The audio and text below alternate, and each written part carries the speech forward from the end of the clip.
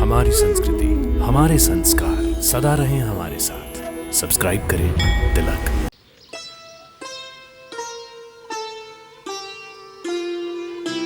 श्री राम चरण के सुखद स्पर्श से शिला बनी सुंदर नारी।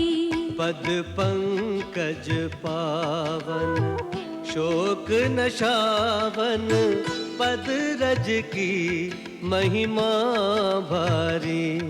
मैं नारी अपावन,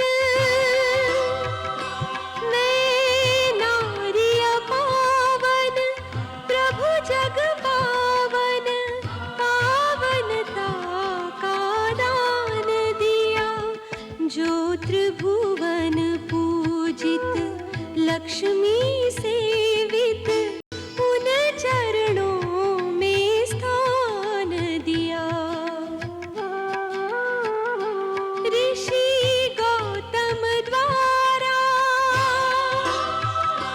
ऋषि गौतम द्वारा श्राप जो पाया, श्राप वही वरदान हुआ। गई तन की जड़ता, आई शुचिता, भाग्य जगे कल्याण हुआ।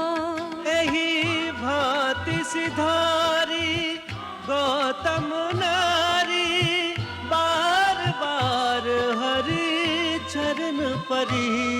जो अति मन भावा सोई बर पावा, गई पति लोक आनंद भरी। गई पति लोक आनंद भरी, गई पति लोक आनंद भरी।